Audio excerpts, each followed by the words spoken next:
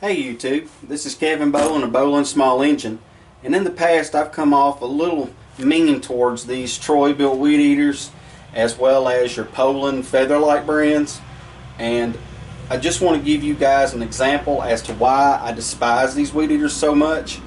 I know it's obvious at this point if you've seen my other videos. I really hate these particular types of weed eaters, as well as the Boland's brand. Okay, I don't like them either. I'm going to go ahead and give you several reasons, and then I'm going to show you why. One of the reasons that I hate these weed eaters is if you break the string, you basically got to pull the whole weed eater apart in order to put a string in it. Okay, and that can be a real pain in the ass. Believe me, I know. The other reason that I hate these weed eaters is your tank vents is built into your cap, and as you can see, the gasoline affects the seal in the tank. And when that happens, you can see how it deforms it. It's actually the ethanol. But you can also see that it glues the tank vents together. That really sucks.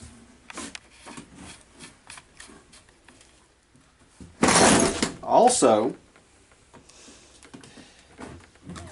the reason that I hate these weed eaters is they constantly have air leaks. It doesn't matter what you do to these weed eaters, they will always develop an air leak. And I'll give you a good example.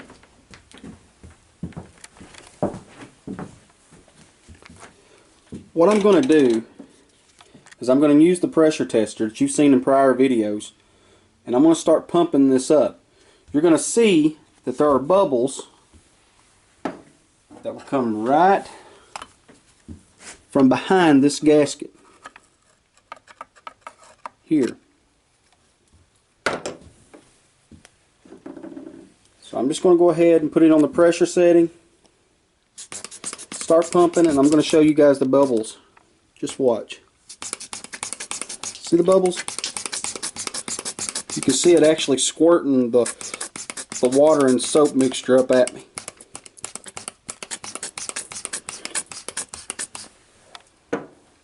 Guys, what that actually is that gasket has broke loose from the housing that's in here and the plastic reed housing, if you will. This is a very common problem on these weed eaters. A very, very common problem. Whether you have a gasket that's actually made like this, or if you actually have what I like to call a rubber band, which is what Featherlite uses. Featherlite's is actually a bigger piece of shit than these are. But this just gives you a pretty good example of why I hate these weed eaters.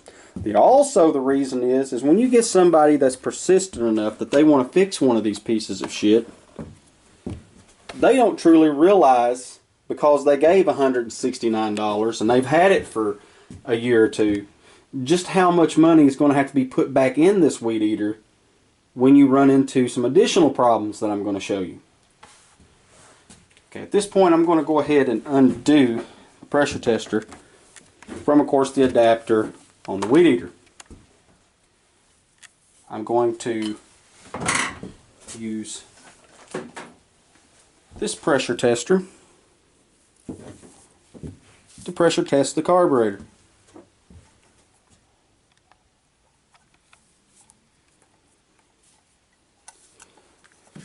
Now, as I said, this weed eater really isn't that old.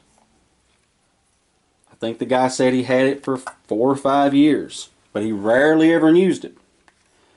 Now guys, I'm going to tell you something. Just because you rarely use something doesn't mean that it can't go bad.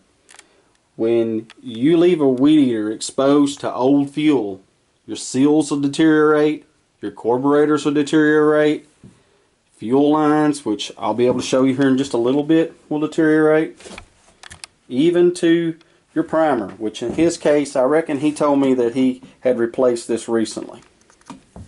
But I'm going to go ahead and get back to the carburetor at this point. As you can hear, you can see the gauge is going down, and I'm pumping like crazy on this carburetor. It's not holding. Now some of you guys would say, well, why not clean that carburetor and I'm sure it'll be just fine. Well, let me explain, guys. When you have one of these carburetors that have sat with old stale gas in it for so long, the carburetor will be eat up. I'll give you a good example here. I've never taken this carburetor apart, but I'm certain of what I'm going to find.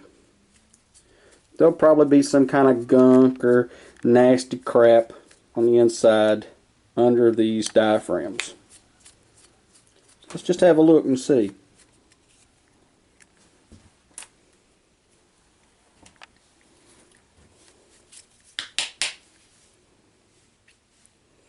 Yeah, as you can see that nasty crap right there under the inlet needle? What that is old stale gas. Now there are a few people that would say, well, let's just put a kit in this carburetor. You can clean it, salvage the carburetor, it's no big deal, buy a gasket for the back of the weed eater and you're all set, you know. You can please your customer. Let me show you why, guys, that that's not a good idea.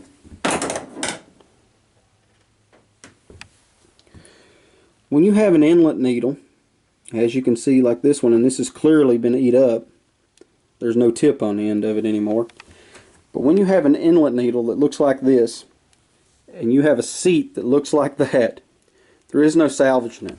Okay, you can run all the Q-tips you want in it, you can put it through any ultrasonic cleaner you want, you can spray it out till you're blue in the face. It's not going to do any good.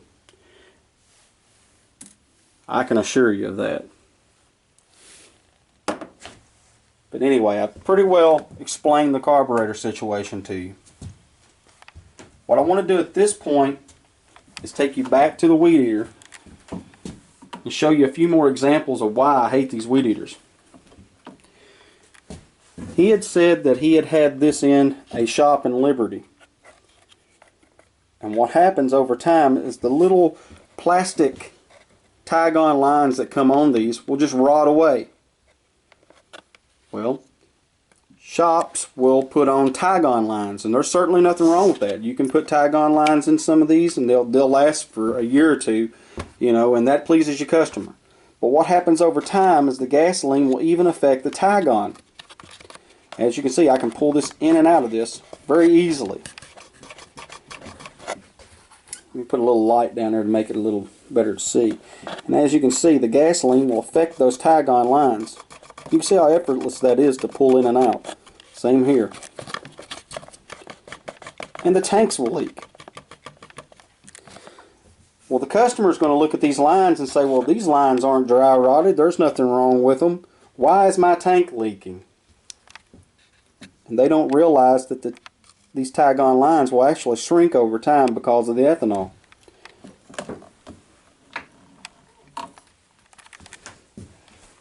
Guys, I just want to note one thing. You can spend your money however you want. Everyone is guilty of wanting to get the cheaper alternative in life, okay? I personally would never buy something like this just because I know that these weed eaters are the biggest pieces of shit going. I should say that Featherlite's right there with them. But as I said, I know that there are a few people out there, you know, they're on a limited income. They have to do with what they have, okay? And I respect that. But in my opinion, before I would go out and spend $169 on something like this, I would just save a little more, for God's sakes, guys, and go buy me a steel weed eater or a decent Husqvarna. I personally prefer a steel, but that's just my personal preference. I wanted to note that I had talked about the parts that were broke on this weed eater and why that nobody really wants to fix these when you take them to shops. The biggest reason is the expense. As I said, if you break a rope, most shops will charge you $60 an hour. It takes about 30 minutes just to put a rope in this, guys. And that's the truth. So keep that in mind. If a shop charges you 60 bucks, that's 30 bucks just to put a rope in, not to mention what the cost of the rope's going to cost you, and that can be $3 to $4 typically. But as I said, I'm going to focus on just what I know so far is wrong with this weed eater and why that I would never repair it. The first thing I'm going to tell you is obviously we had a carburetor problem. At this point, we know we're going to have to replace that carburetor. Now, as I said, I know there's a few people that would argue that you could put that in an ultrasonic cleaner and it would clean it right up. Guys, that may be. There may be a little truth into that. But what's going to happen if you put a new carburetor kit in this for 12, 13 bucks, okay? You put it back on the unit, you send it out the door, this guy comes back, which I know he's going to, because his weed eater stopped on him within an hour. He's going to be pissed. So, ultimately in the end, if you were going to fix this weed eater, which as I said I'm not, but if you were, you're better off just to spend the $42.18 that it would cost to buy a new carburetor. But there's a gimmick to that too. You have this little gasket right here. This little gasket goes between the carburetor and your reed plate here. That little gasket costs us $2.37 on Parts Tree. You have an additional $9.70 for the little carb gasket. They call this a carb mounting gasket, which I kind of think is ironic because honestly your carburetor's on this side, but that's what they call it. And it's $9.70 for just that little tiny gasket. Your fuel line, okay, your return line shall we say, is $4.06. Your fuel line assembly, which is basically just a fuel line coming out of the tank with a little tiny quick connect between the lines and your carburetor. It's just plastic, looks like a thimble. It will cost you $9.11. But guys, guess what? If you have additional problems beyond that, which would be typically your seal, as I mentioned earlier, you're screwed.